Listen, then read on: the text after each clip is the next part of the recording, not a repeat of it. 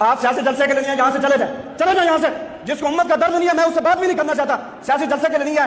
میرے آقا مولا نے فرمایا، میرے آقا مولا نے غزوہ احد کے موقع میں فرمایا کہ مثل المؤمن کالمؤمنین کالراس من الجسد اذا اشتكى تداعى عليه سائر الجسد. میرے آقا نے فرمایا کہ ایک مومن کی مثال دوسرے مومن پر ایسے ہی ہے جیسے سر کا تعلق جسم کے ساتھ ہے. یہ سیاسی بات ہے. جو یہاں پر سیاسی چمچہ کڑچا کمینہ بیٹھا چلے جائے. ہم نے کبھی سیاسی چمچے سے بات نہیں کی. سیاسی بات کے پتر نہ ہون دے. مسلمانوں کا خون بہایا جا رہا ہے سیاسی کرنے.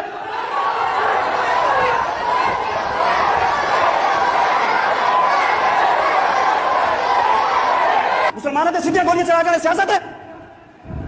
تو مسجد وچوں جدوں ممبر اور محراب کو گل نہیں ہونی تو پھر کتوں ہونی ہے؟ مسلمانوں کا خون ہے نا سستا ہے کہ جدوں دل کر جناب جا کے تسی بہا دو تو پھر کہے جے کہ سیاسی گل ہے.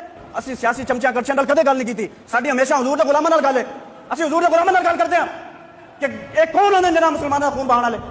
انہاں دی جرت کی ہوئی ہے مسلمانوں کا خون بہان. اور میں دسدا جاواں جنوں ڈیڈے تکلیف ہوے لکھ واری ہوے اے تو دفع ہو جائے. سیاسی گل دے پتر نہ ہون دے.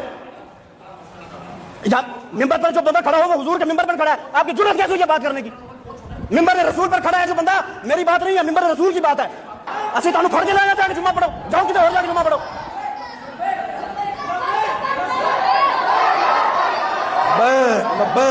ہاتھ چکو بھائی، سارے ہاتھ چکو.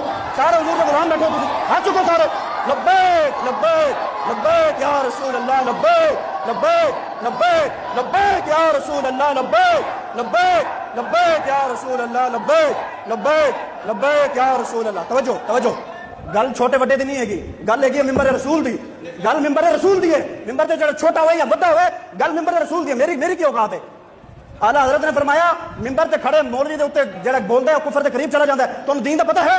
میں دین بیان کر رہا ہوں. اے سارے آقا مولا نے میرے آقا مولا نے مولوی دی ڈپٹی لائی. کسی حکومت نے ڈپٹی نہیں لائی. میرے آقا مولا نے فرمایا عن عبداللہ بن مسعود رضی اللہ تعالیٰ عنہ قال قال رسول اللہ صلی اللہ تعالیٰ علیہ وسلم لما وقت بنو اسرائیل فی المحاسن حتم علماءهم فلم ينتهوا فجالسهم في مجالسهم واكلوا مشاربهم ولا يضربن الله بقلوب بعضهم ببعض فلعنهم على لسان داوود وعيسى بن مريم ذلك بما عصوا وكانوا يعتدون. لا فجلس رسول الله وكان متكئا لا والذي نفسي بيده لتأمرن بالمعروف ولتنهون عن المنكر ولتأخذن على يد الظالم.